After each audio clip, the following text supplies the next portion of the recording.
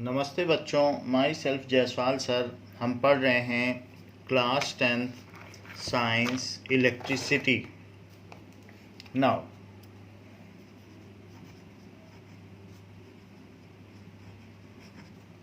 Last class में हमने देख लिया था कि ड्रिफ्ट स्पीड क्या होती है, और ये भी देख लिया था कि इलेक्ट्रॉन्स के पास ऑर्बिटल स्पीड, थर्मल स्पीड और इसके अलावा ड्रिफ्ट स्पीड होती है। Now we will see that substance can be categorised on basis of conductivity, two types. So substances are either conductor or insulator. So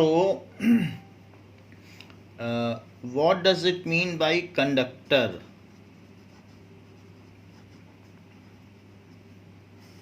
Conductors. So substance which allow electric charges to pass through it.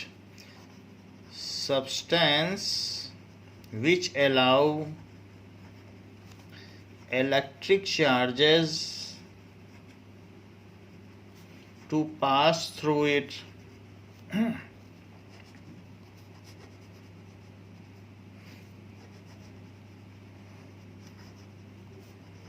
are called conductors. उनको हम conductors कहते हैं. Are called electrical conductors. Electrical conductors. ऐसा इसलिए कह रहे हैं क्योंकि कुछ लोग हीट को पास होने देते हैं तो वो थर्मल कंडक्टर्स हैं, और कुछ इलेक्ट्रिसिटी को पास होने देते हैं. So the substance which through which electric charge can flow is called conductor.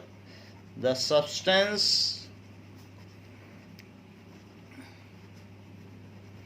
through which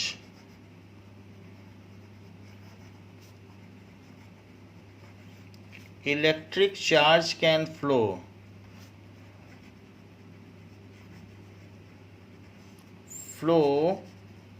when potential difference is applied. Potential difference का हमने आपको पहले भी मतलब बताया है कि एक सेल लगा दो तो एक टर्मिनल पॉजिटिव हो जाएगा और एक निगेटिव हो जाएगा. So when potential difference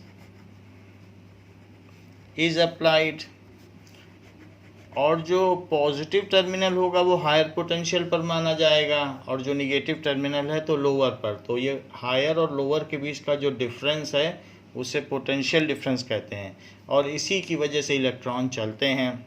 so the substance which through which electric charge can flow when potential difference is applied is called electrical conductor, या simply conductor कह सकते हैं.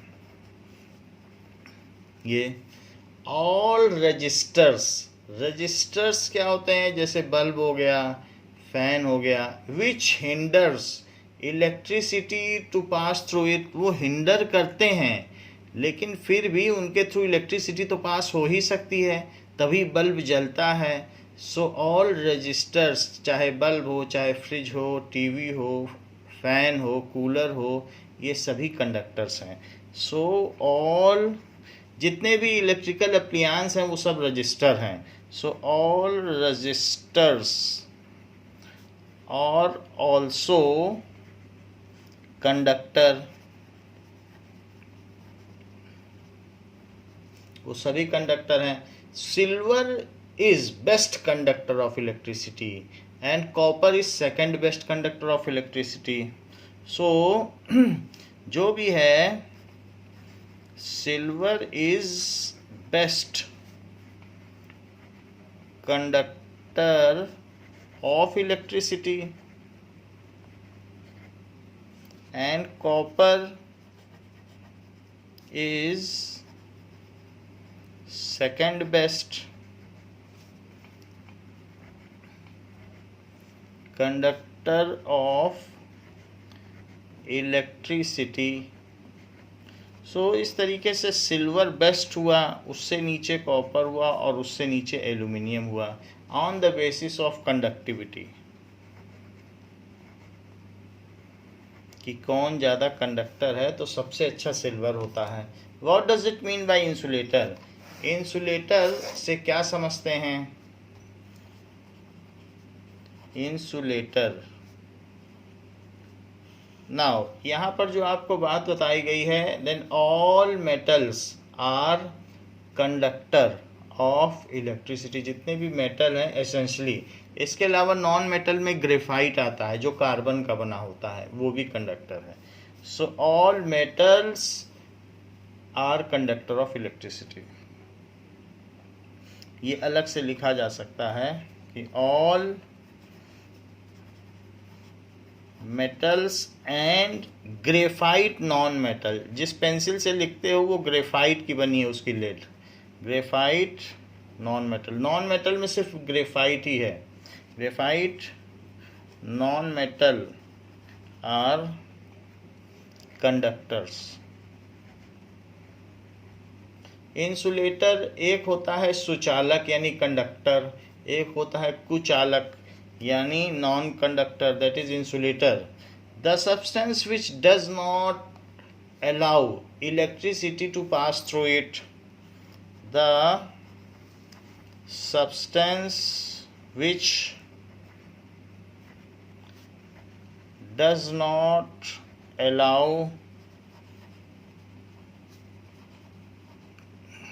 electricity to pass through it,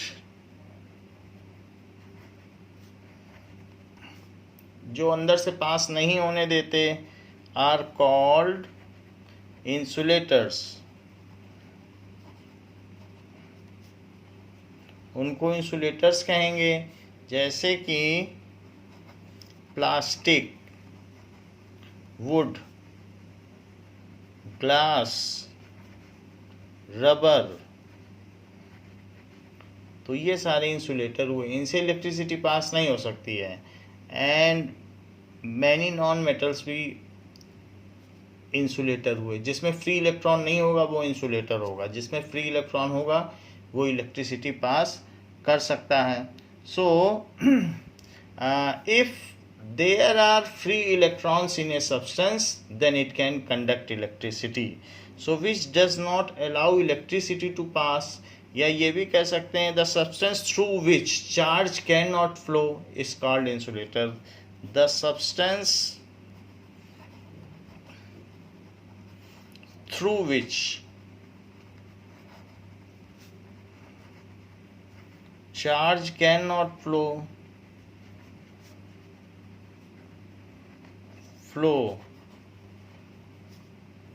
is called insulator, उसको insulator कहेंगे। it does not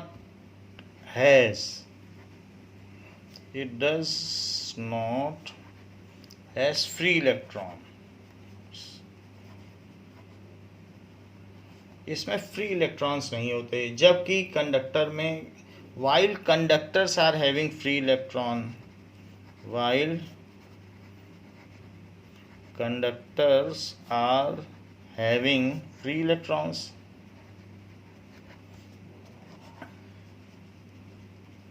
free electrons। तो इस तरीके से जो हम लोगों ने देखा कि इंसुलेटर और कंडक्टर क्या होते हैं, तो चार्ज दो तरीके का हो सकता है। चार्ज रुका हुआ भी हो सकता है और चार्ज चलता हुआ भी हो सकता है। चार्ज एट रेस्ट, कहीं पर रुका हुआ भी हो सकता है। जैसे कहीं पर एटम में सेंटर में प्रोटॉन एट रेस्ट पर है तो वो रुका हुआ है। या हम ये कह सकते हैं सोडियम मेटल में लेटिस पॉइंट पे Na+ रुका हुआ है।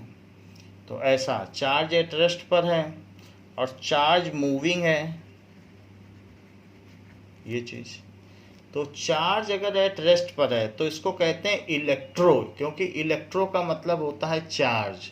वैसे इलेक्ट्रॉन नाम दिया गया है निगेटिव चार्ज को।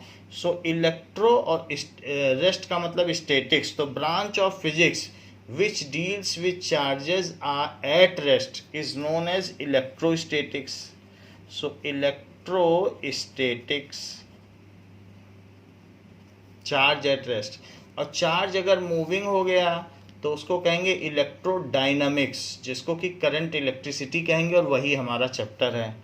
तो इलेक्ट्रो, चार्ज चल रहा है ना, तो इलेक्ट्रोडायनामिक्स, इसका दूसरा नाम है कि करंट इलेक्ट्रिसिटी, जो हम पढ़ रहे हैं। So we are reading at present electrodynamics. Now अब हम देखेंगे electric potential and potential difference. Electric potential का क्या मतलब है?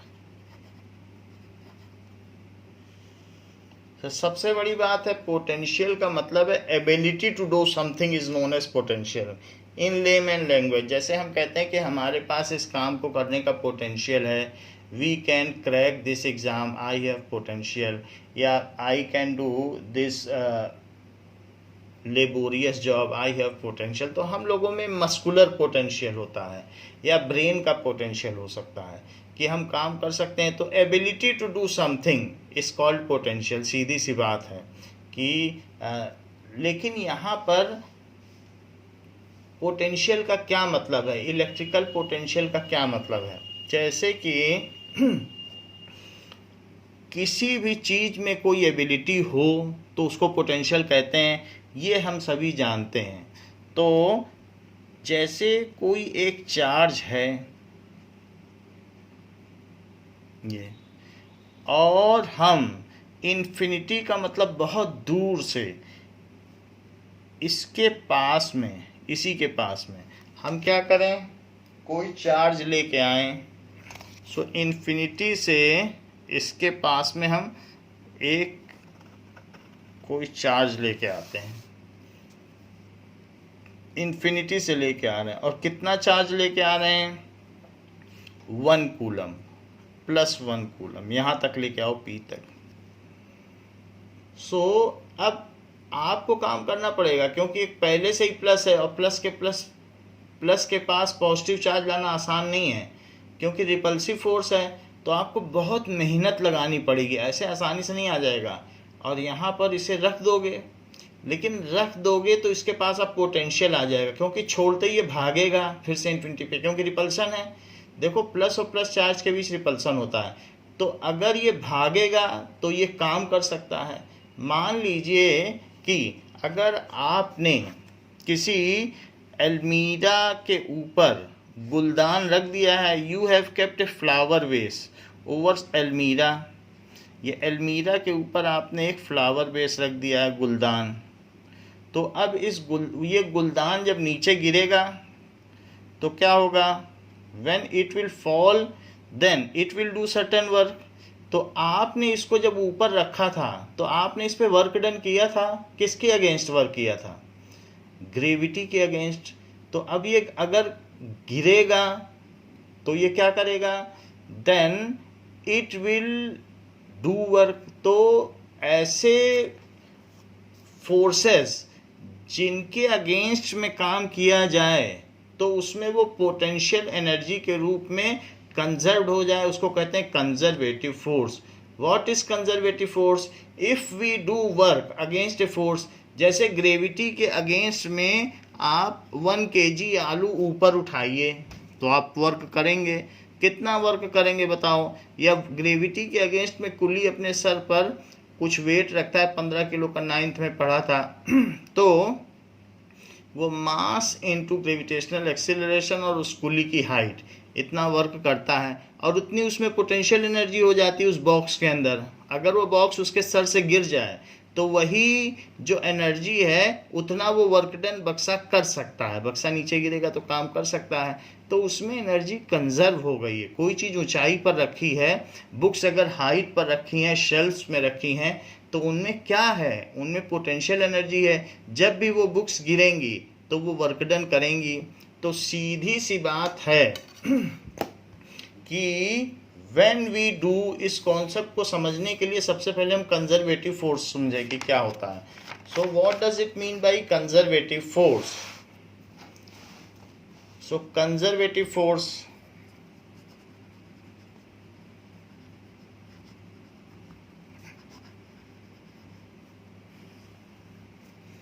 when we do work against a force,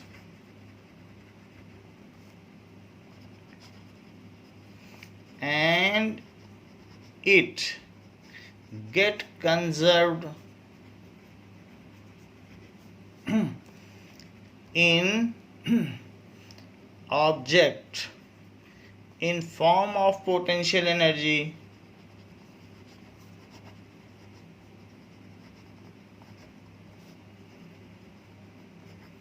then that force is called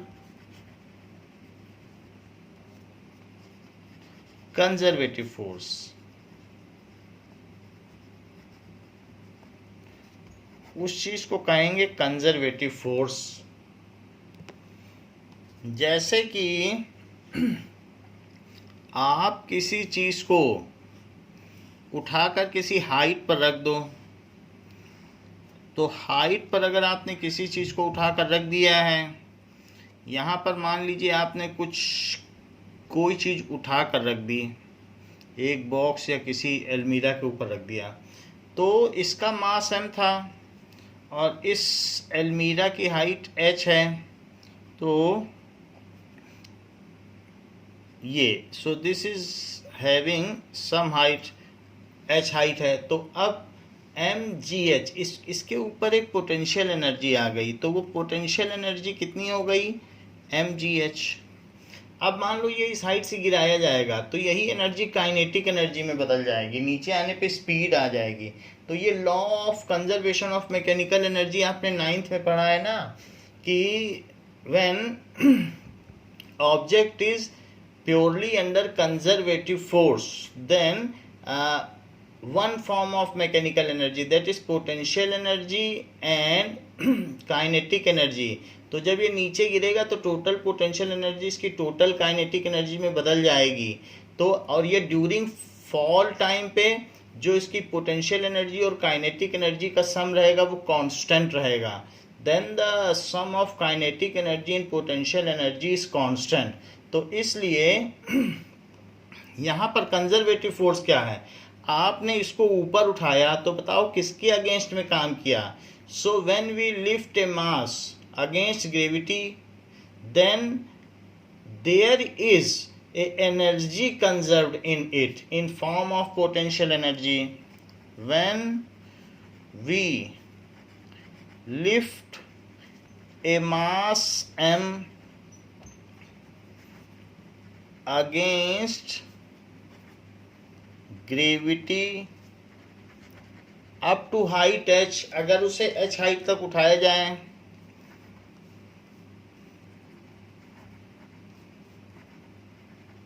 m kg मास को, देन h मीटर तक उठाया जाए, देन पोटेंशियल एनर्जी उसमें जो संरक्षित हो जाएगी get conserved in it is equal to mgh, यानी उसमें इतनी एनर्जी संरक्षित, वो आपका काम बैंक में जमा हो गया। अब आप चले जाओ 100 साल 200 साल बाद आओ, आपके पोते नाती वो सब आए तो वो भी गिराएंगे तो वो उसमें से एनर्जी पा सकते हैं। तो जब हम किसी फोर्स के अगेंस्ट में काम करते हैं तो इस बॉक्स को आपने किस फोर्स के अगेंस्ट में काम किया, ग्रेविटी के अगेंस्ट में उठा के रखा है। ग्रेविटी नीचे लग रही थी और आपने फोर्स ऊपर लगाया और ग्रेविटी के अगेंस्ट में काम करके रख दिया, और जो मैंने काम किया वो वेस्ट नहीं गया, हमारा किया हुआ काम बैंक में जमा हो गया और उसमें इतनी एनर्जी हमको मिली mgh। अब कोई भी गिराएगा तो इतनी एनर्जी वापस पा सकता है। तो इसलिए कंजर्वेटिव फोर्स को संरक्षित बल कहते हैं कि यदि हम किसी फोर्स के अगेंस्ट में काम करें और हमारा वर्क डन बेकार न जाए तो उस फोर्स को कंजर्वेटिव फोर्स कहते हैं। तो ग्रेविटेशनल फोर्स एक कंजर्वेटिव फोर्स हुआ क्योंकि उसके अगेंस्ट में हमने काम किया और हमारा वर्क डन जो भी था, क्योंकि mg फोर्स लगाया होगा, फोर्स इनटू डिस्प्लेसमेंट यही तो वर्क डन होता है भाई। mg नीचे उसका वेट लग रहा था तो mg नीचे वेट लग रहा था तो आपने ऊपर फोर्स कितना लगाया, वेट तो mg लग रहा है ना किसी भी चीज़ पे, तो आप ऊपर इस पे फोर्स लगाए होंगे ऊपर उठाने के लिए, तो कितना ऊपर फोर्स लगाया होगा, mg, और इतना फोर्स लगा दिया और h हाइट तक ले गए, तो बताओ कितना वर्क डन किया आपने। तो आपने जो वर्क डन किया फोर्स इनटू डिस्प्लेसमेंट, तो आपने जो वेट था उतना ही ऊपर वर्क डन किया, उतना ही फोर्स लगाया और हाइट h उठाई, तो जो आपका वर्क डन था वो mgh हुआ, और वो उसमें किस रूप में संरक्षित हो गया, पोटेंशियल एनर्जी। तो आपका किया हुआ वर्क डन उसमें पोटेंशियल एनर्जी में बदल गया।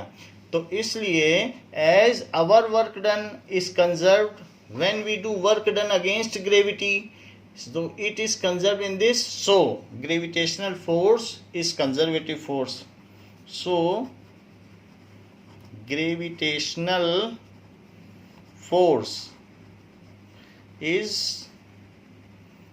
conservative force। इसके अलावा अगर आप किसी भी स्प्रिंग को ऐसे कंप्रेस कर दें अपने हाथ से, तो जब आप इसमें अपने हाथ से कंप्रेस करेंगे तो क्या होगा, कंप्रेस करने के बाद इसको आपने कंप्रेस कर दिया, तो when it otherwise some constraints are here installed, then whenever the constraints are removed, जब ये कंस्ट्रेंट्स हटाए जाएंगे then spring bounces back, spring bounce back होगी और काम कर देगी, चाहे 1000 साल बाद ही ये हाथ क्यों ना हटाया जाए। तो इसलिए when we do work against spring, spring तो बाहर आना चाहती थी, हमने अंदर फोर्स लगाया, तो then whatever work is done is conserved in form of spring potential energy, तो spring force is conservative force.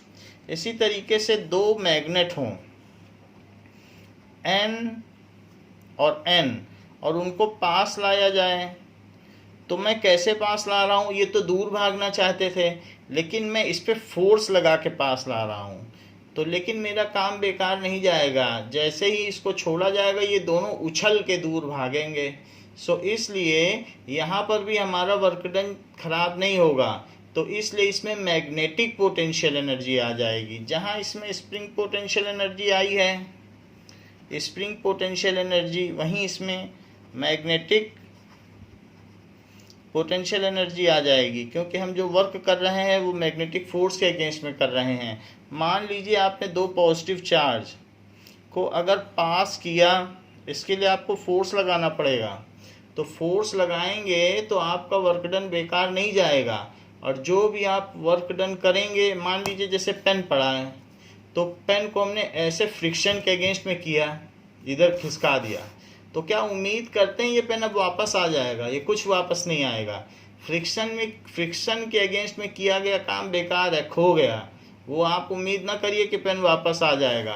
तो फ्रिक्शन हो, ड्रैग हो, इस तरीके के जो फोर्स हैं वो सारे नॉन कंजर्वेटिव हैं, क्योंकि उसमें जो काम करोगे वो वेस्ट हो जाएगा, साउंड और हीट के रूप में एटमॉस्फेयर में डिसिपेट हो जाता है। सो फ्रिक्शनल फोर्स और drag force non conservative force हैं। वहीं पर मैग्नेटिक फोर्स एक कंजर्वेटिव फोर्स है। और ये देखो जैसे ये इलेक्ट्रिक फोर्स है या इलेक्ट्रोस्टैटिक फोर्स है, इनको अगर आप पास ले आएँ, और पास लाने के बाद अगर मान लो आपने यहाँ एक दीवार लगा दी है, पास ले आए, दीवार लगा दी है, और जैसे ही ये रेस्ट्रिक्शंस या कंस्ट्रेंट्स आप रिमूव करोगे ये उछल के दूर भागेंगे, तो काम करके दे देंगे।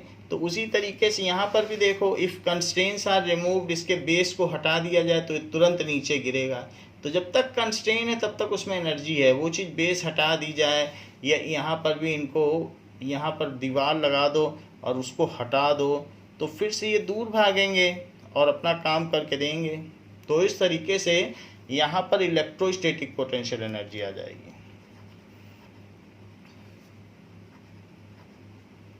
पोटेंशियल एनर्जी सिर्फ इतना ही नहीं, अगर आप दो निगेटिव चार्ज को भी पास लाएंगे तो भी यही हाल होगी। क्यों? क्योंकि पास लाने पे आप उनके रिपल्सन के अगेंस्ट में काम कर रहे हैं, उनका नेचर है कि रिपल्सन होना, लेकिन आप जब भी किसी भी फोर्स के अगेंस्ट काम करते हैं तो आपका किया हुआ काम कंजर्व हो जाए, तो ये मान लेना चाहिए कि वो फोर्स कंजर्वेटिव फोर्स है, उस प्रकार का बल एक संरक्षित बल माना जाएगा। तो अब यहाँ पर भी वही बात हो गई, तो इसमें भी इलेक्ट्रोस्टैटिक पोटेंशियल एनर्जी। सो ये जो भी चीज आई है उसमें potential energy, the potential energy is the energy stored due to its position, जैसे इसकी हाइट की वजह से, और इट्स कॉन्फ़िगरेशन, ये इसका जो कॉन्फ़िगरेशन है। तो जो भी चीज हो, the energy stored in a body due to its position और configuration is called potential energy. The energy stored in a body due to its position, जैसे फ्लावर बेस रखा है अलमीरा में, या कन्फिग्रेशन, स्प्रिंग का कन्फिग्रेशन देख लो, और कंस्ट्रेन, जैसे इन सब में कंस्ट्रेन आपने लगा दिया, सीमाएं लगा दी, constraints is called potential energy, उसको उसकी पोटेंशियल एनर्जी या स्थितिज ऊर्जा कहते हैं। when constraints are removed then they do work, when constraints are removed,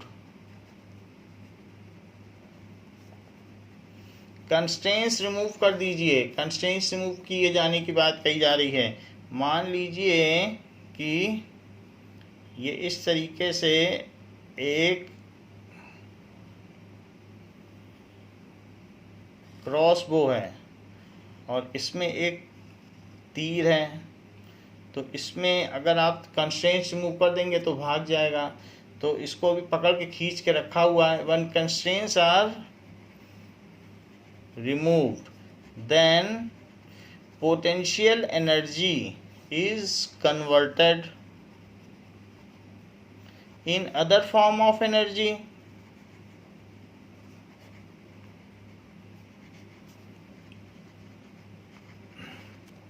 तो इसलिए किसमें कौन कौन से फोर्स कंजर्वेटिव फोर्स होंगे। So when we do work against a force and it get conserved in form of potential energy, तो जिस force के अगेंस्ट में काम किया जाए और हमारा काम बैंक में जमा हो जाए पोटेंशियल एनर्जी के तौर पर, तो हम कहेंगे ऐसा फोर्स कंजर्वेटिव फोर्स है। तो किसमें बैंक में जमा हो गया, ग्रेविटी के अगेंस्ट में काम किया तो बैंक में जमा हो गया, हमने मैग्नेट के अगेंस्ट में किया तो बैंक में जमा हो गया, स्प्रिंग के अगेंस्ट में हो गया, और इसी तरीके से इलेक्ट्रोस्टैटिक्स के तौर पर। तो हम क्या कहेंगे बताइए। So gravitational force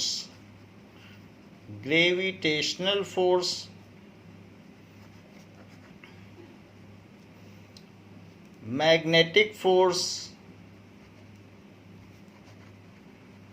spring force, ये भी एक तरीके का स्प्रिंगी एक्शन ही है, और electrostatic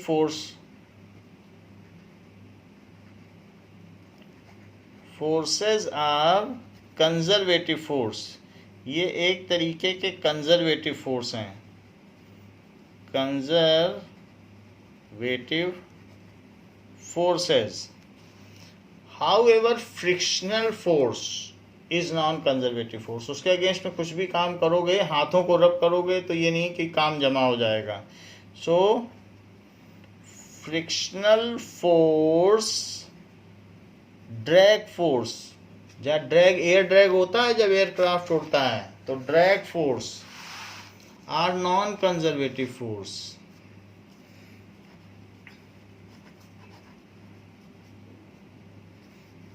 are non conservative force. तो हमारा समझने का यही मतलब है कि हमारा वाला जो फोर्स है, हमें दूसरों से क्या लेना देना, इलेक्ट्रोस्टैटिक फोर्स कंजर्वेटिव फोर्स है। तो what does it mean by electrostatic potential. Electrostatic potential की डेफिनेशन देखिए, ठीक है। सो किसी भी पॉइंट पर अगर आप इलेक्ट्रोस्टैटिक पोटेंशियल निकालना चाहते हैं, so when we bring unit positive charge, अगर हम यूनिट पॉजिटिव चार्ज को इन्फिनिटी से लाएं, तो यूनिट पॉजिटिव चार्ज ये इन्फिनिटी है, इन्फिनिटी बहुत दूर है, इतनी दूर, miles and miles, millions of miles away. तो वहाँ पर जहाँ तक इसकी फील्ड का कोई इफेक्ट ना हो, वहाँ आसानी से कोई पॉजिटिव चार्ज घुमाते रहो, कुछ फर्क ना पड़ता हो, तो वहाँ से मैं इसके पास ला रहा हूँ।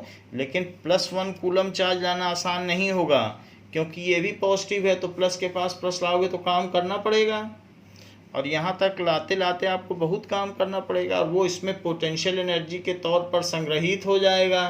So what ever work is done to bring a unit positive charge from infinity to a point against electrostatic force लगा ना, इसका रिपल्सन फोर्स है कि नहीं, is called electrostatic potential of that point. So work done to bring, तो सबसे बड़ी बात क्या है, work done in moving unit positive charge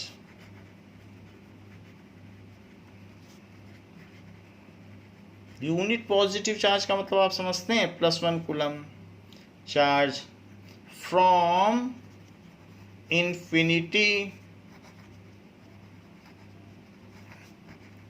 to a point. तो किसी बहुत दूर से किसी पॉइंट पर अगर हम लाते हैं, सो ठीक है, इन प्रेजेंस ऑफ, और यहाँ पर इसकी वजह से एक फील्ड है, जैसे ग्रेविटेशनल फील्ड होती है, मैग्नेटिक फील्ड होती है, ऐसे ही ये इलेक्ट्रिक फील्ड है। तो इलेक्ट्रिक फील्ड कुछ नहीं है, यहाँ इलेक्ट्रिक रिपल्शन है, उसी को इलेक्ट्रिक फील्ड कहा जा रहा है। सो इन इलेक्ट्रिक फील्ड जैसे ग्रेविटेशनल फील्ड में कोई चीज़ छोड़ो तो अर्थ की ओर चली जाती है, सेब छोड़ो तो नीचे गिर जाता है, तो जरूर ग्रेविटी की डाउनवर्ड एक फील्ड है, वो खींच रही है चीज़ों को, ऐसे ही ये रिपेल कर रही है, तो इलेक्ट्रिक फील्ड या रिपल्सिव है। सो इन इलेक्ट्रिक फील्ड में अगर हम अनंत से एक इकाई आवेश को किसी बिंदु तक लाते हैं, तो जो भी कार्य किया जाता है वो उस बिंदु का वैद्युत विभव कहलाता है। तो work done in moving unit positive charge from infinity to a point in presence of electric field is called electric potential of that point is called electric potential of that point. ये उस point का electrostatic potential कहलाएगा। मान लीजिए कि हमने एक, हमारे पास ये सोर्स चार्ज है,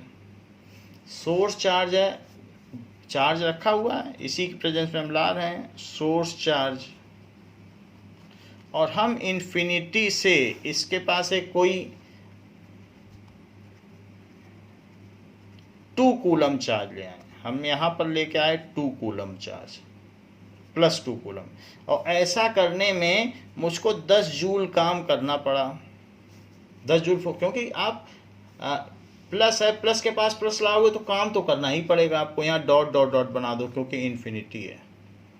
तो अब ये कितना, 1 कूलम लाते तो कितना करना पड़ता बताओ। तो इलेक्ट्रोस्टैटिक पोटेंशियल क्या होता है,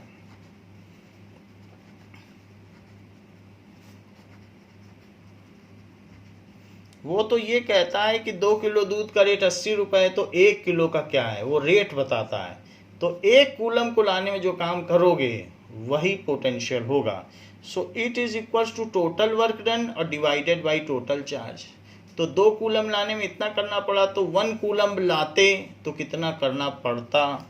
so it is equals to work done upon total charge. तो टोटल चार्ज, कितना चार्ज लेके आए हो। सो इलेक्ट्रोस्टैटिक पोटेंशियल को V से डिनोट करते हैं। और चूंकि आप P पॉइंट पर निकाल रहे हो तो इस पॉइंट को मान लो मैं P ले लूँ किसी भी पॉइंट का। So it is total work done और upon charge.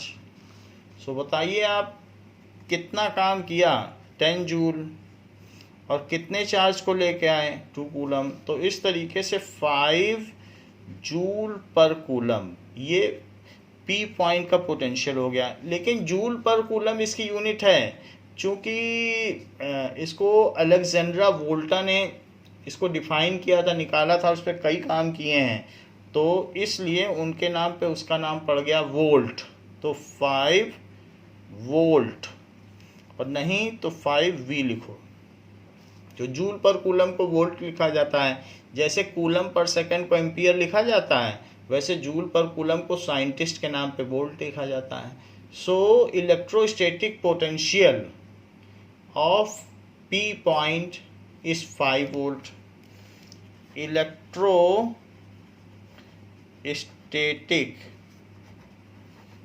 Potential of P point is 5 volt. ये है, तो 5 वोल्ट है, क्योंकि एक कूलम को लाने में 5 जूल काम करना पड़ा, तो जूल पर कूलम इज तो वोल्ट कहलाएगा ना। Now unit of electrostatic potential is volt. Unit of SI unit जो कहे जाए, unit of electrostatic potential is volt, उसको वोल्ट कहेंगे।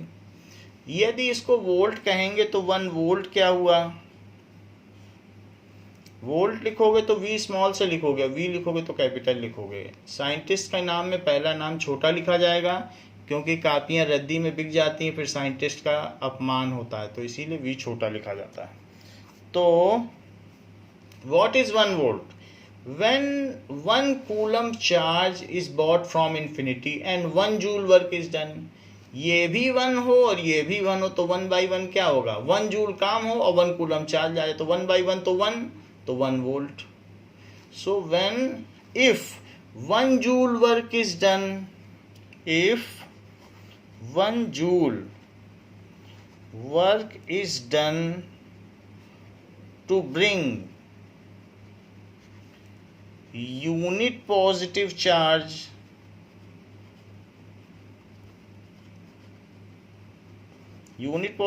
का मतलब +1 coulomb charge from infinity to a point, from infinity to a point, then electrostatic potential of that point, electrostatic potential of that point is, अगर कहीं पर ये करना पड़े from infinity to a point, देखो एक चीज हमने छोड़ दी, इन इलेक्ट्रिक फील्ड, तो यहाँ लिखना पड़ेगा ना इन इलेक्ट्रिक फील्ड,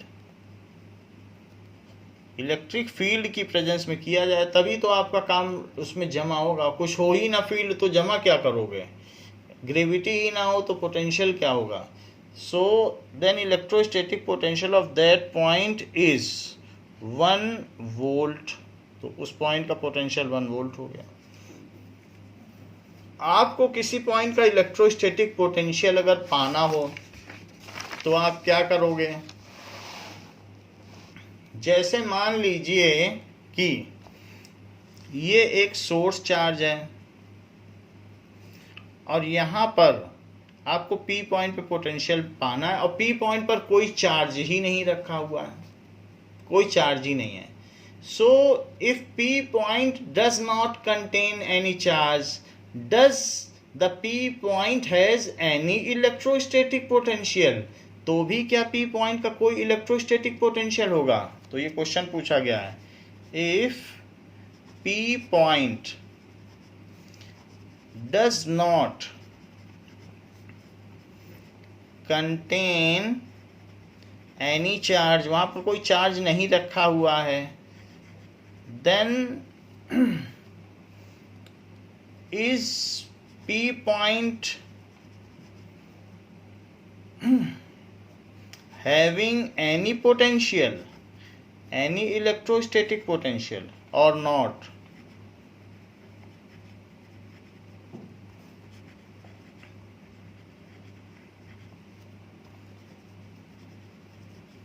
जैसे कि ये अर्थ है, आपको इससे 1 मीटर हाइट पर अगर पोटेंशियल निकालना है, पोटेंशियल तो होगा ही, तो 1 मीटर हाइट पर 1 किलो आलू जमीन से उठा के ऊपर उठा दो 1 मीटर तक, तो 1 केजी की चीज़ उठा दीजिए, तो पता चल जाएगा कि कितना काम किया, और जितना काम करोगे उसका पोटेंशियल हो जाएगा। वही 1 केजी आलू आप यहाँ पर अर्थ पर उठाएंगे तो आपको जो काम करना पड़ेगा, और वही 1 केजी आलू अगर मून हो तो वहाँ बिल्ली भी उठा सकती, क्योंकि वहाँ ग्रेविटी नहीं है, और वही 1 केजी आलू अगर सन पे हो तो वहाँ 100 हाथी भी मिलके उठा नहीं सकते, क्योंकि वहाँ पोटेंशियल, वहाँ वो ग्रेविटेशनल फील्ड इतनी ज़्यादा है। तो अलग अलग जगहों पे 1 केजी आलू उठाना बहुत अलग अलग ग्रेविटी की वजह से मुश्किल है। लेकिन किसी भी पॉइंट पर यहाँ 1 केजी कुछ हो या ना हो, यहाँ पर सामान हो या ना हो, यहाँ ग्रेविटेशनल पोटेंशियल अवश्य रहता ही है। जैसे यहाँ है वैसे अर्थ के चारों ओर 1 मीटर दूरी पर यहाँ पर भी वही पोटेंशियल है, 1 मीटर हाइट पर हर जगह अर्थ पे वही पोटेंशियल है।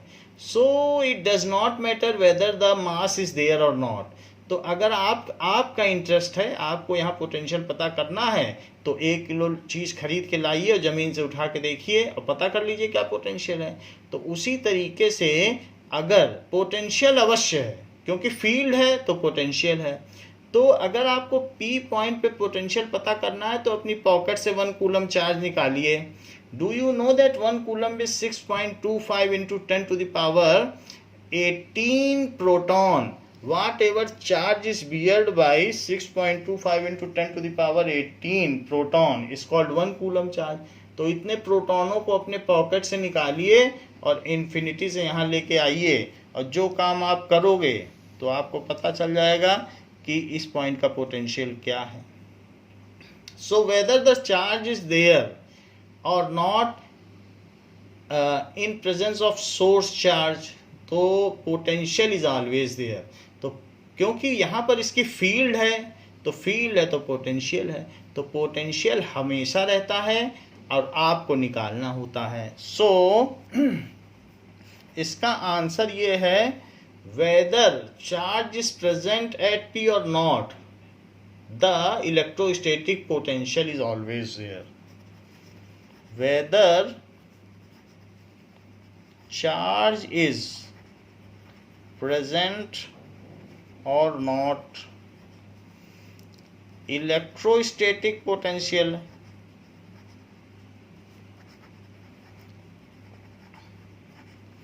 around a source charge, around a source charge, source charge वो होता है जिसकी वजह से चारों तरफ फील्ड होती है, around a source charge is always there।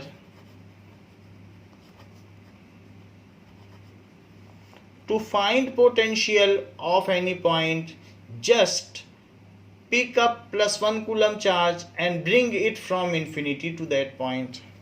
To find electrostatic potential, just pick up one, that is +1 coulomb charge। +1 coulomb charge का मतलब 6.25 into 10 to the power 18 proton, +1 coulomb charge, and bring it या move it from infinity to that point।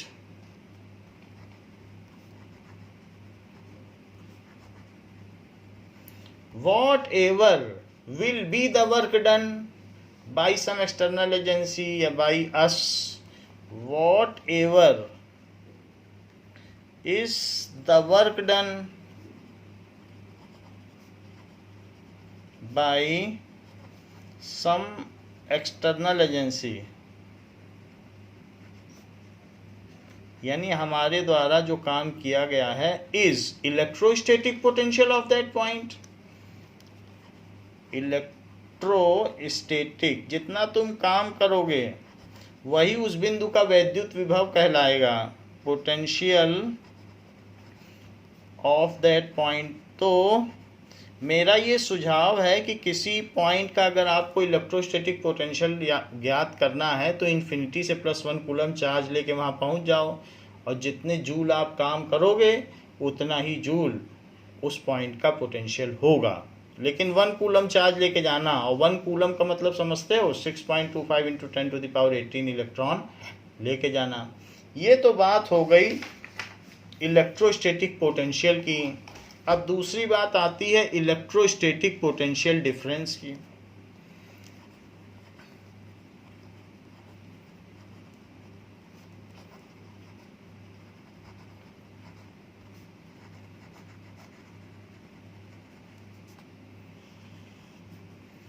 Potential difference की बात की जा रही है. मान लीजिए ये सोर्स चार्ज है. अब अगर आप 1 कूलम चार्ज मूव कर रहे हो तो एक है कि इन्फिनिटी से आप यहाँ पर ले आओ कहीं पर P तक ले आइए, और फिर P से Q तक भी ले आइए ऐसे. तो पहले आप इसे P तक लाए. कहाँ से? इन्फिनिटी से मूव करके आप इसे P तक ले आए. और कितना चार्ज मूव किया है आपने?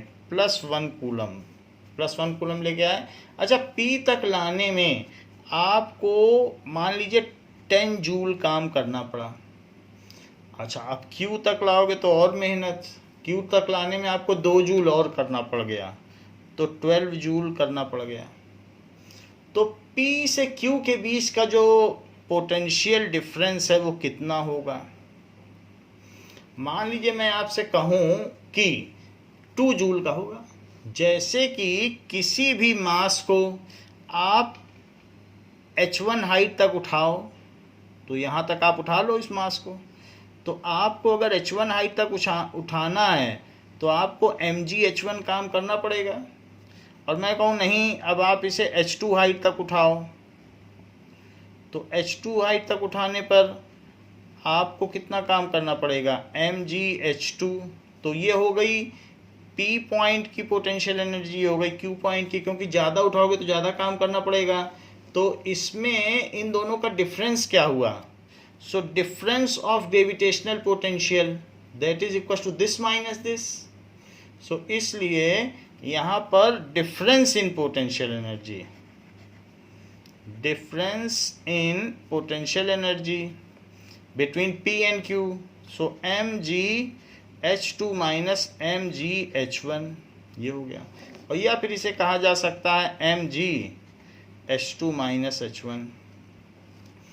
तो ये चीज़ हो गई.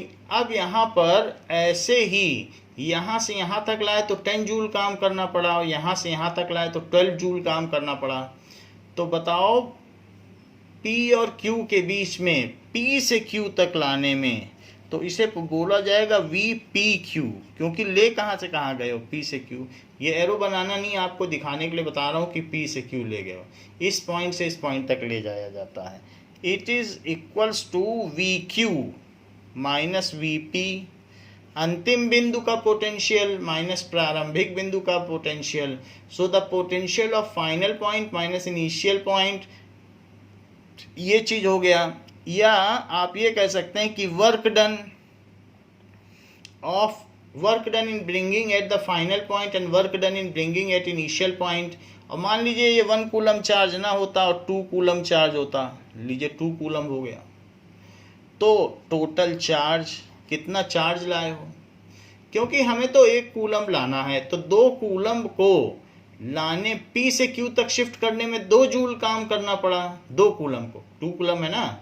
और अगर 1 कूलम को P से Q तक शिफ्ट करते तो कितना काम करना पड़ता? 1 जूल. सो इसलिए फिर से समझिए, +2 कूलम को P से Q तक work done in shifting unit positive charge, आप यूनिट पॉजिटिव चार्ज तो नहीं कर रहे हो, 2 कूलम कर रहे हो, from one point two other in presence of electric field is called electrostatic potential difference. तो सबसे पहले डेफिनेशन समझो, वर्क डन इन शिफ्टिंग, क्योंकि आपका तो सबसे बड़ा सर दर्द यही था कि आप इन्फिनिटी कैसे जाओगे। आप कहोगे मुझे कुछ सुपरसोनिक जेट विमान दीजिए तब मैं इन्फिनिटी जाऊं, ऐसे तो मैं कभी किसी चीज़ का पोटेंशियल ही नहीं पता कर पाऊंगा, इन्फिनिटी पहुंच ही नहीं पाऊंगा। तो इसी की वजह से एक सिंपलर फिजिकल क्वांटिटी दी गई है।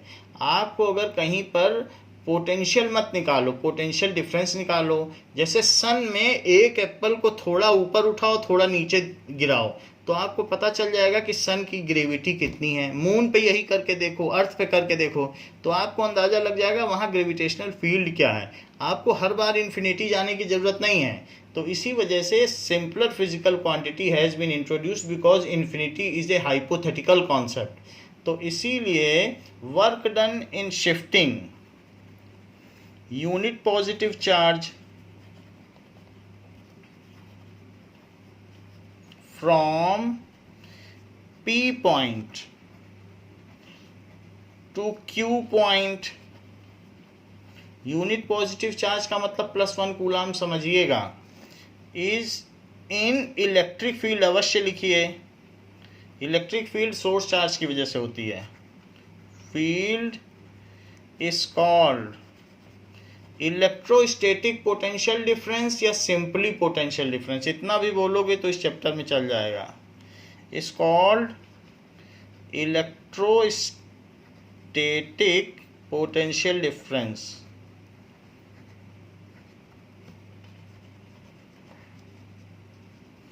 बिटवीन 2 पॉइंट्स, तो उन दोनों के बीच का विभवांतर हुआ, ये है बिटवीन 2 पॉइंट्स। तो यहाँ पर वही किया, वर्क डन।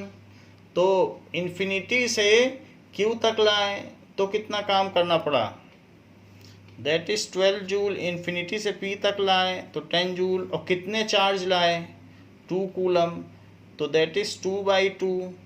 तो ऊपर हो गया जूल, नीचे हो गया coulomb. So it is equals to 1 joule per coulomb. 1 joule per coulomb हुआ कि नहीं, या इसे 1 वोल्ट कह दें, क्योंकि 1 joule coulomb is equal to 1 volt. ये बात हो गई। तो 1 वोल्ट का पोटेंशियल डिफरेंस इनके बीच हुआ, क्योंकि एक कूलम को यहाँ से यहाँ लाते तब कितना करना पड़ता। तो वही है, एक कूलम को शिफ्ट करो, 2 को करने पे तो ज़्यादा काम करना पड़ेगा। 10 किलो आलू कहीं एक हाइट से ऊपर उठाओ तो ज़्यादा मेहनत है, 1 किलो उठाओ तो कम मेहनत है। जितना ज़्यादा वजन रहेगा उतनी ज़्यादा मेहनत है। तो इस तरीके से work done in shifting unit positive charge from one point two other in presence of electric field is called the electrostatic potential difference between these 2 points. वहाँ चार्ज हो या ना हो पोटेंशियल डिफरेंस अवश्य रहता है। अगर आपको इंटरेस्ट है तो पॉकेट से +1 कूलम चार्ज निकालिए और कहीं से कहीं मूव कर दीजिए, पता चल जाएगा क्या पोटेंशियल डिफरेंस है। तो ये तो बात हो गई पोटेंशियल डिफरेंस की। और पोटेंशियल डिफरेंस की भी यूनिट वी ही है। सो इसलिए VPQ is equals to VQ final point, potential of final point minus potential of initial point और upon charge shifted, that is equals to, अब यहाँ पे एक Q आ गया। वास्तव में मुझे दूसरी चीज़ें लेनी चाहिए थी। PQ हमने ले लिया है, क्योंकि Q तो चार्ज की भी यूनिट होती है।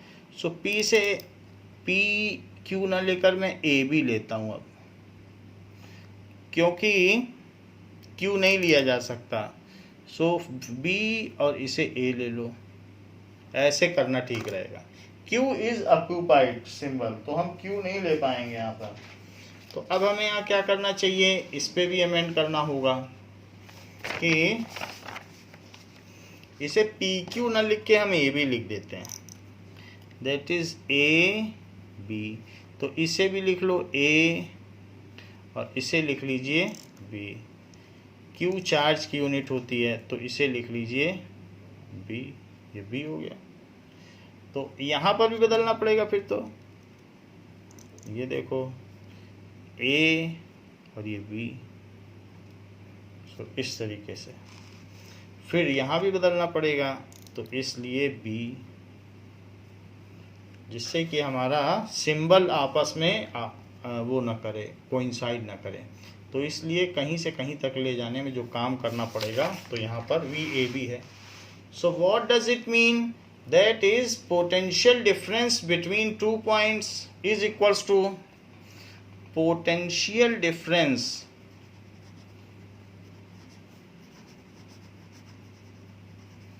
between 2 points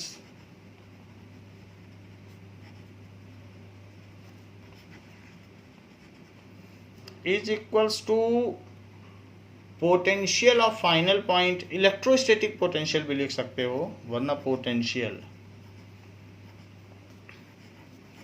of final point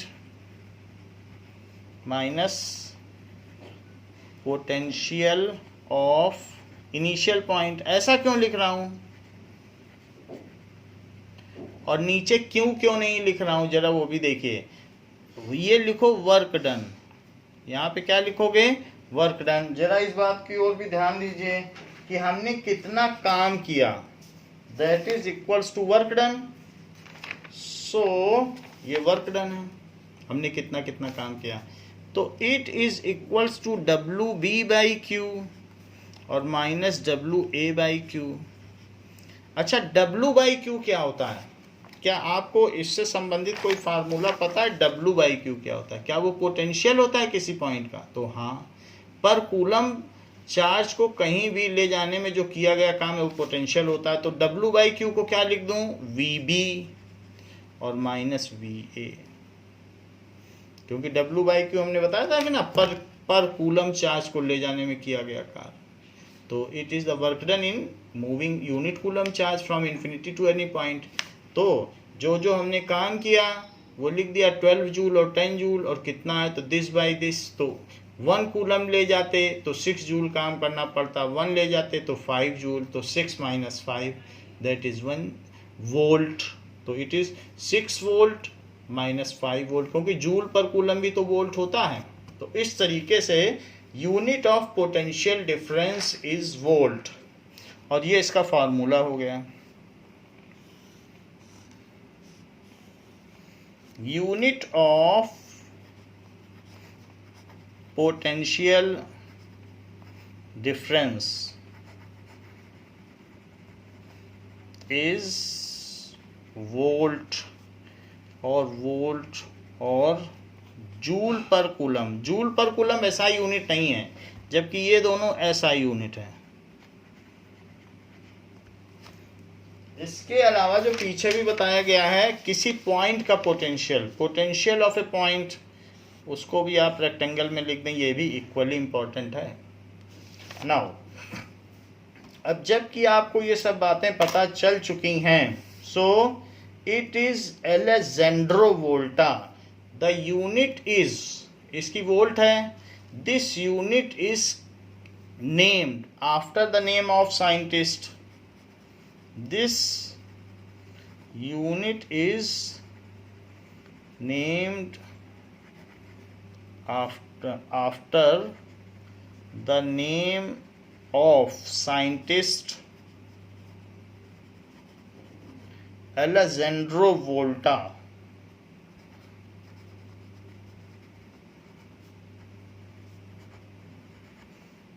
तो इनका केमिस्ट्री में भी बहुत काम किया हुआ है, और इन्होंने फिजिक्स में भी बहुत काम किया हुआ है। ये इटालियन फिजिसिस्ट थे, तो उनके नाम पे सारा काम किया गया है। 1 वोल्ट हमने आपको पहले ही डिफाइन करा दिया है कि 1 वोल्ट क्या होता है। 1 volt is nothing but 1 joule upon 1 coulomb. लेकिन ऐसे सिंपली नहीं लिख सकते हैं, ए फ्रॉम इन्फिनिटी। तो अगर आपको 1 वोल्ट डिफाइन करना है, तो मैं आपको एक और भी बताता हूँ डेफिनेशन। 1 वोल्ट, मान लीजिए ये सोर्स चार्ज है, और आप P से Q, A से भी ले जाइए, और प्लस 1 कूलम चार्ज अगर आप यहाँ से मूव कर रहे हैं. If 1 coulomb charge is moved from A to B and work done is 1 joule, then the potential difference between A and B is 1 volt. देखो मैं पोटेंशियल डिफरेंस के टर्म्स में 1 वोल्ट कह रहा हूँ. एक होता है कि इन्फिनिटी से A तक लाने में अगर 1 जूल काम करना पड़ा तो उसको 1 वोल्ट कहते हैं. ऐसा हमने पहले किया है कि नहीं, कि 1 वोल्ट को भी डिफाइन किया. ये देखो कि इन्फिनिटी से अगर किसी पॉइंट तक लाने में 1 जूल काम करना पड़ा तो 1 वोल्ट है. अब मैं इन्फिनिटी से नहीं लाऊंगा, एक पॉइंट से दूसरे पॉइंट तक लाऊंगा और 1 जूल काम करना पड़ जाए सोर्स चार्ज की प्रेजेंस में. If 1 joule work is done, if 1 joule work is done in shifting या moving, plus 1 coulomb charge या unit positive charge from one point to other, one point से अदर पॉइंट तक shift करने में हमें 1 joule काम करना पड़ा, then electrostatic potential difference between those 2 points is 1 volt. Then electrostatic potential difference between those 2 points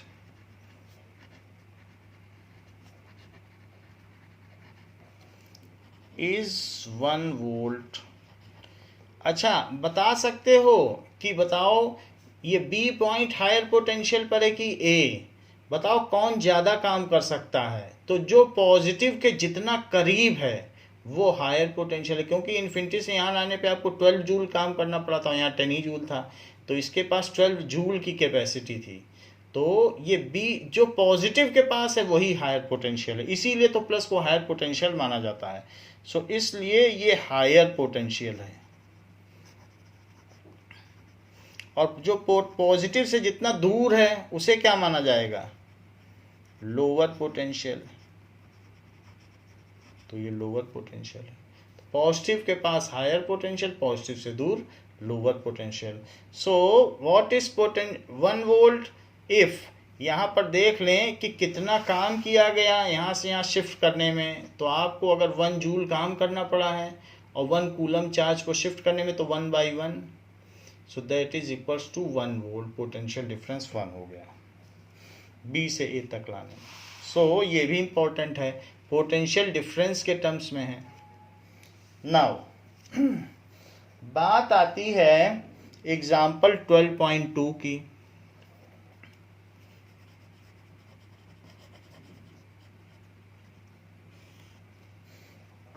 How much work is done in moving a charge of 2 coulomb? How much work is done in moving a charge of 2 coulomb across 2 points, across 2 points having a potential difference, having a potential difference 12 volt. तो potential difference दिया गया है 12 volt है. सो किन्हीं भी 2 point के बीच में potential difference दिया गया है. नाउ हम जानते हैं कि V A B is equals to W A B. A से बी ले जाओ तो डब्ल्यू ए बी हो जाएगा और वही पोटेंशियल, और अपॉन क्यू है वही चीज़ जो ऊपर हमने लिखी. वो डब्ल्यू ए बी कुछ नहीं होता है, W B minus W A होता है जैसे ऊपर लिखा है. लेकिन ए से बी शिफ्ट करने में टोटल अगर हमें काम पता है तो हम यही रख देंगे. तो how much work is done, हमें यही चीज़ तो निकालनी है. ये क्या है डब्ल्यू ए बी, और पोटेंशियल डिफरेंस 12 वोल्ट दिया है, WAB नहीं दिया है, Q दिया है, Q कितना है 2 कूलम है, तो यहाँ लिख लो 2 कूलम, 2 कूलम, ये वोल्ट है। तो जरा बताइए WAB क्या होगा, 12 वोल्ट इंटू 2 कूलम। क्या आपको इस बात की जानकारी है कि जो वोल्ट होता है वो जूल पर कूलम होता है? तो ऊपर आपको अपने ये बात बताई है कि ये जूल पर कूलम होता है। सो इसे जूल पर कूलम लिख लें, इंटू 2 कूलम, तो कूलम से कूलम कट गया तो ये 24 कूलम आ गया। So work done in moving 2 coulomb charge. भाई पोटेंशियल डिफरेंस दिया है, पोटेंशियल डिफरेंस में होता है कि 1 कूलम चार्ज को मूव किया तो इतना काम, तो कह रहा 2 कूलम चार्ज को मूव किया तो कितना काम, तो मन ही मन में कर लो 24 जूल, जूल आएगा, हमने कूलम लिख दिया है 24 जूल। तो पोटेंशियल डिफरेंस एक रेट है कि 1 किलो दूध का दाम इतना तो 2 किलो का कितना। तो हमें मालूम है कि पोटेंशियल डिफरेंस ये है, 1 कूलम को लाते शिफ्ट करते तो इतना हमें काम करना पड़ता। अब वो कह रहा है 2 कूलम को करो, तो कोई बात नहीं, हम 2 कूलम को कर देंगे, तो डबल काम करना पड़ेगा। देखो 24 जूल आ गया। तो इस तरीके से potential difference between those 2 point is 24 joule. So concluding statement अवश्य लिखें, potential difference between those 2 points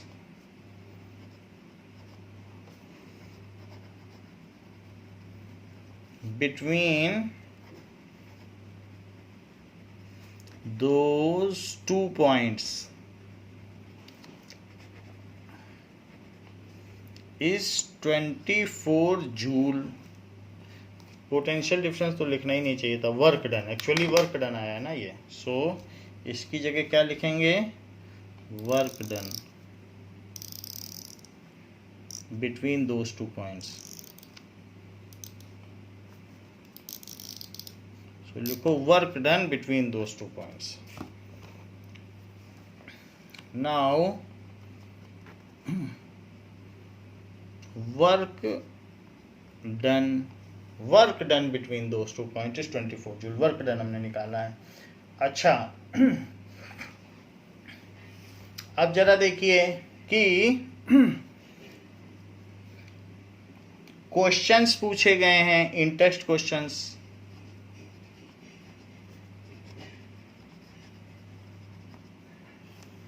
In text question page 202, name a device that helps in maintaining a potential difference across a conductor।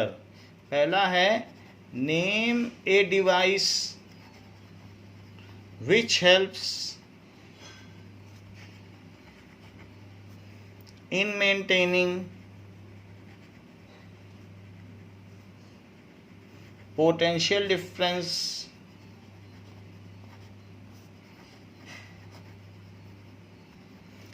across conductor। हमने पहले ही आपको बताया था कि zinc और copper की प्लेट को अगर आप कॉपर सल्फेट सॉल्यूशन में डाल देंगे तो इसमें से लगातार जिंक निकलता रहेगा और Zn इसमें से बाहर आता रहेगा। और मान लीजिए ये एक कंडक्टर है, ये कंडक्टर है, तो यहाँ इलेक्ट्रॉन इकट्ठे होते जाएंगे और इधर पर फिर ये टर्मिनल निगेटिव चार्ज हो जाएगा, ऐसे बताया था कि नहीं। और ये यहाँ पर कुछ इलेक्ट्रॉन इधर जाएंगे तो ये टर्मिनल निगेटिव इलेक्ट्रोड हुआ, निगेटिव इलेक्ट्रोड। ऐसा क्यों होगा, क्योंकि जिंक उतरने लगेगा, कॉपर उधर जाएगा Cu+, तो कुछ इलेक्ट्रॉन जब उधर मूव करेंगे तो ये पॉजिटिव इलेक्ट्रोड हुआ, इलेक्ट्रोड। ये सेल है, तो सेल इज ए डिवाइस जो इसके इस एंड को निगेटिव बना के रखेगा और इस एंड को पॉजिटिव, तो इलेक्ट्रॉन ऐसे मूव करेंगे। तो इसलिए सेल इज ए डिवाइस। और बहुत सारे सेल एक साथ जोड़ दिए जाए तो बैटरी, सेल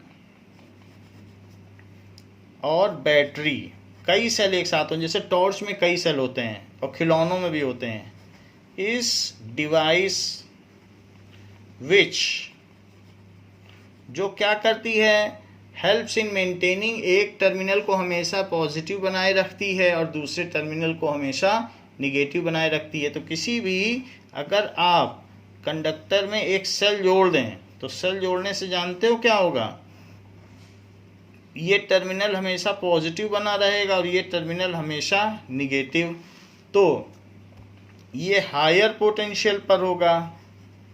हायर पोटेंशियल, जैसे हमने पानी का नहीं बताया था कि एक ड्रम में ज़्यादा पानी है, में कम, तो पानी लगातार बहता जाएगा। And this is lower potential. तो ये काम किसने किया, सेल नहीं तो किया। तो cell is a device which, जो क्या करती है, which helps in maintaining, helps in maintaining potential difference across conductor। इसे कंडक्टर मान लें,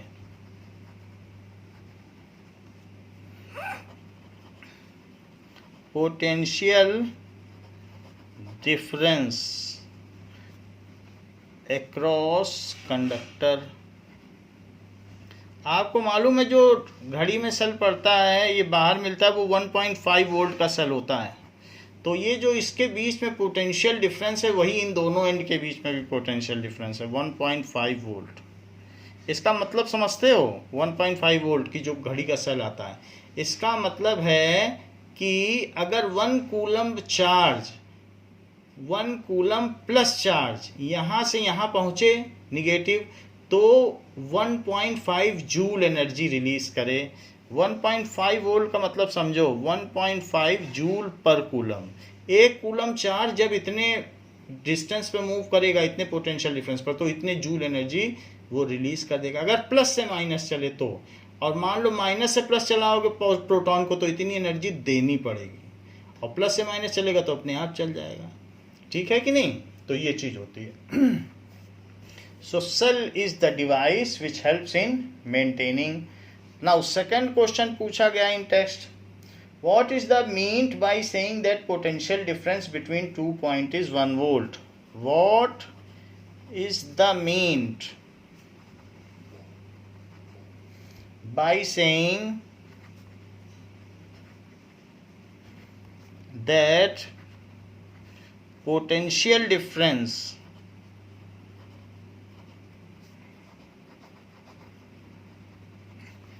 between 2 points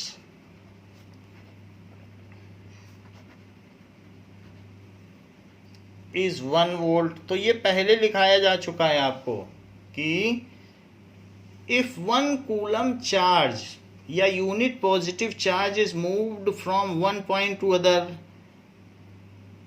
and 1 joule work is done in presence of electric field, then it is said that the potential difference between those 2 points is 1 volt.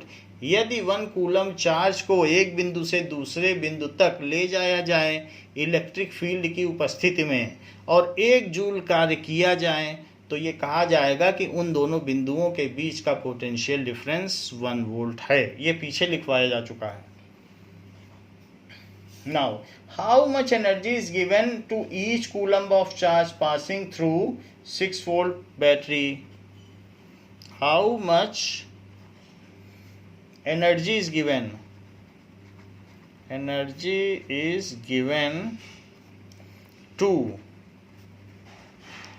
each coulomb charge when it passes through a 6 volt battery. 6 volt की battery है। Battery का मतलब समझो क्या होता है, ये plus terminal है, ये निगेटिव। जब मैं कह रहा हूं कि 6 वोल्ट की बैटरी है तो 6 जूल पर कूलम समझो। तो यहाँ से जो इलेक्ट्रॉन जाएंगे और बीच में कोई रजिस्टर पड़ेगा, रजिस्टर एक कोई बल्ब हो सकता है, ऐसे रजिस्टर पड़ा, तो यहाँ से, तो हर एक कूलम जो यहाँ से गुजरेगा उसको ये 6 जूल एनर्जी देगा। हर कूलम को कहेगा लो ये 6 जूल एनर्जी लो और जहाँ रास्ते में स्टॉल पड़े वहाँ खर्च कर देना, बल्ब आएगा तो वहाँ खर्च कर देना। जैसे कोई ईद के मेले में जाए ईदगाह और 6 जूल, तो एक कूलम का मतलब समझते हो कितना होता है? 6.25 इंटू 10⁻25 प्रोटॉन। खैर प्रोटॉन तो मूव नहीं करेंगे, मूव तो इलेक्ट्रॉन करते हैं। तो इलेक्ट्रॉन कहाँ से कहाँ मूव करेंगे? निगेटिव से पॉजिटिव। तो उन एक कूलम चार्जेस को ये 6 जूल एनर्जी दे के भेजेगा कि जाओ 6 जूल लेके जाओ और रास्ते में खर्च कर देना, और जब घर लौटना तो 0 जूल लेके लौटना, सब कुछ रास्ते में नाश्ता पानी खा लेना। जैसे हमारे घर में 220 वोल्ट आता है एनर्जी, जो हाउस होल्ड सप्लाई, इसका मतलब समझते हो कि हर कूलम चार्ज को 1 कूलम में कितने इलेक्ट्रॉन होते हैं, यानी -1 कूलम में 6.25 इंटू 10⁻18 इलेक्ट्रॉन बियर्स चार्ज, इतना चार्ज बियर करते हैं। तो इतने इलेक्ट्रॉन मिलकर जो चार्ज बियर करें वो 1 कूलम है।